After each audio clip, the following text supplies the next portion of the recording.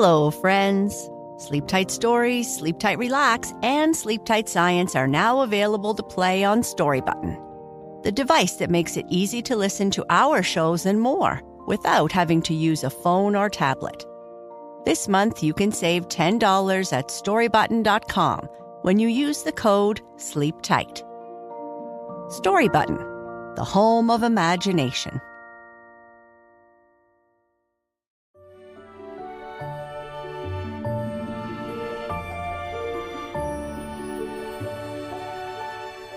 Hello, friends, and welcome to Sleep Tight Stories.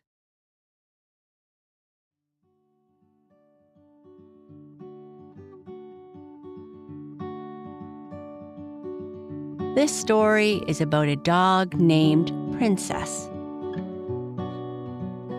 She lives on Prince Street and is the smartest dog around.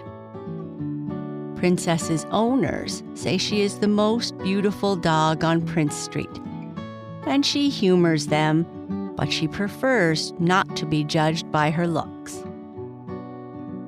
It has been raining for days, and the sun is finally shining, and Princess cannot wait to get outside. Once her people leave, she heads out to see what the gang is up to. The Princess of Prince Street. Yes, Princess said to herself as she looked out the living room window. The sun is shining. Finally. After a week of being stuck in the house with only short walks in the morning, she was ready to spend some serious time outside. It had been raining non-stop, and she was constantly getting the zoomies from being stuck inside, which for her was very embarrassing. Princess was a dog, a Saluki to be exact, and all the humans told her that she was the most beautiful dog on Prince Street. She humored them when they said this, as she didn't want to be judged by her looks, but by the fact that she was very smart and independent. She was also very kind. To try and prove how smart she was, she resigned herself to performing tricks for her owners, whom she loved and who loved her back. She would walk backwards, spin, roll over, play dead, and bring her owners whatever they pointed to. They were eventually amazed at how smart she was. But her greatest tricks she kept a secret.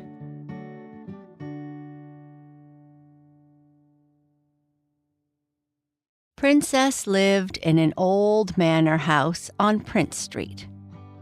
It had 3 stories and was made with old brick. She liked this house as each floor had a large window in which she could watch all the going-ons outside. That is, when she wasn't outside herself. But what she loved about this house most of all was that while the front entrance had 3 heavy doors, the back door had only one, which led to a lovely green garden. That garden, in turn, connected to the neighbor's backyard, which led to the street.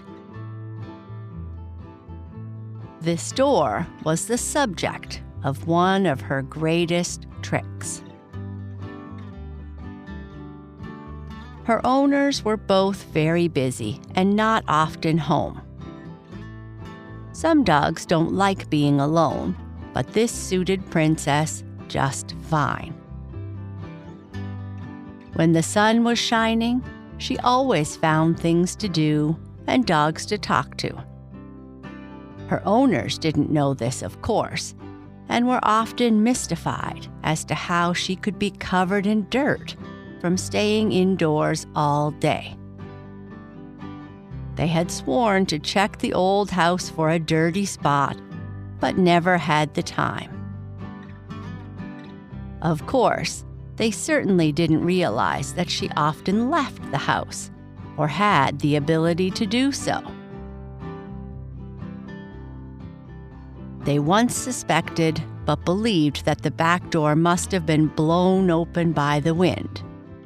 And dogs, being dogs, she must have taken the opportunity to play in the garden.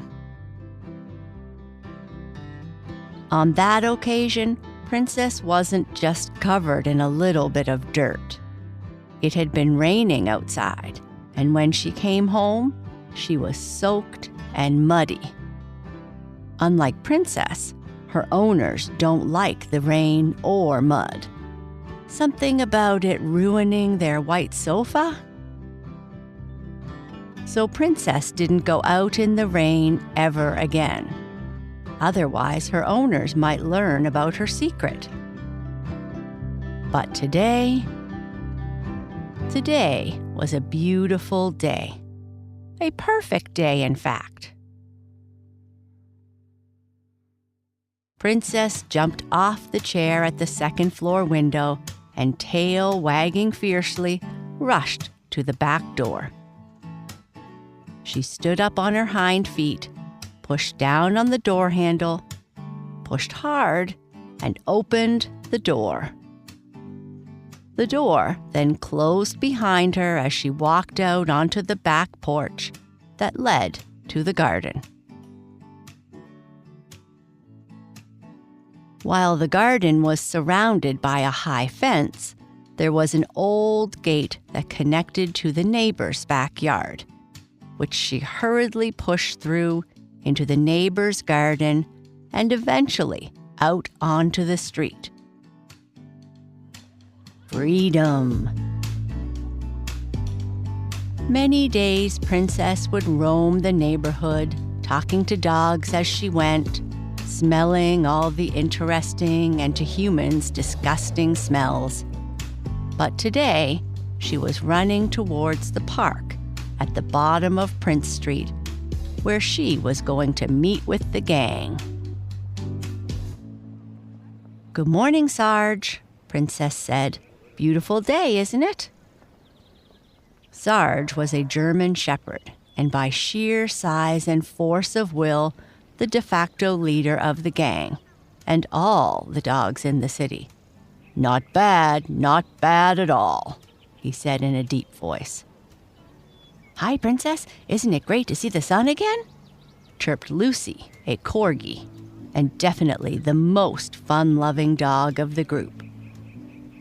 Lucy was always running around, partially due to the fact that since she had such short legs, she had to run to keep up with everyone else while they walked. "Good morning, Princess," Lulu the Labrador and Pepper the Poodle said in almost unison. They were an inseparable couple. "How did everyone manage the long rainy days?" asked Princess. "I chewed my owner's coffee table, which they seemed to not be too happy about," said Mickey the Rottweiler. "I laid on the couch all day watching Go Dog Go on Netflix and sleeping," yawned Otto, the big bulldog. As we were talking, I noticed a strange-looking dog sitting off in the distance at the edge of the park. It was hard not to see him, as he looked so very different. His coat was an interesting mix of tiger stripes and leopard spots. He was wiry and shaggy, and stood out compared to the many other dogs that were walking by.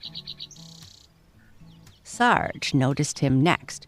"Who is that mutt?" he gruffly said.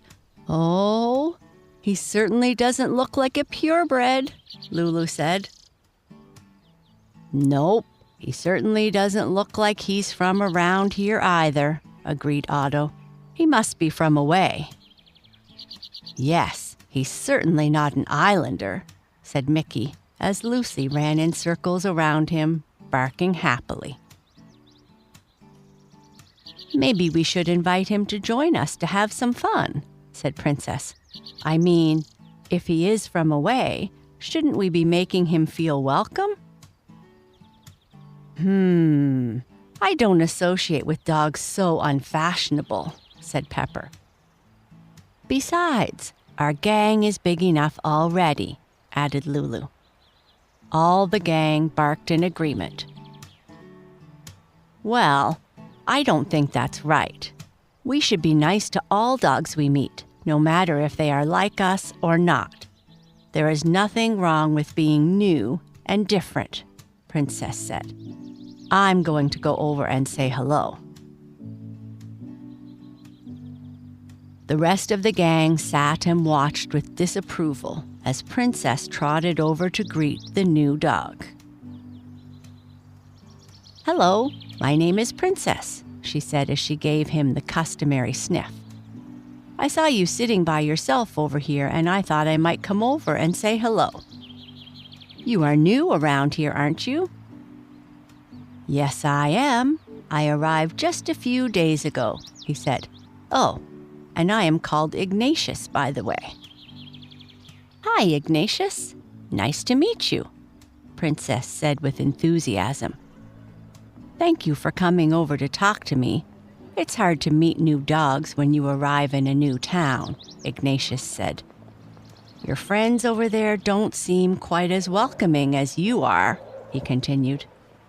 Oh, don't mind them. They are actually really nice once you get to know them. They just don't see many dogs different from themselves, and sometimes they are scared of the change that the new dogs might bring. They'll come around eventually, Princess said. That big German shepherd doesn't look scared of anything, Ignatius said with a disbelieving tone. Sarge? Ha! He looks that way after years of working for the police. He's actually just a playful puppy inside. So, where do you come from, Ignatius? Princess asked. I came from Toronto. Have you heard of it? Ignatius asked. Of course I have, silly. Everyone knows about Toronto. Toronto is where the famous dog fountain is, she replied. So, do you have any plans for the day? No, I don't. My owners left for the day to go to work. They own a small store over on Queen Street. They didn't realize that they left the window open, and since it was such a nice day, I thought I might go for a walk and explore the city, he said. Well then, how about I give you a guided tour, and I'll introduce you to all the places us dogs find cool, said Princess enthusiastically. Great, that would be very nice of you, he said. It's my pleasure. Well, let's go then, Princess said, and off they went. And that's the end of the story. Good night. Sleep tight.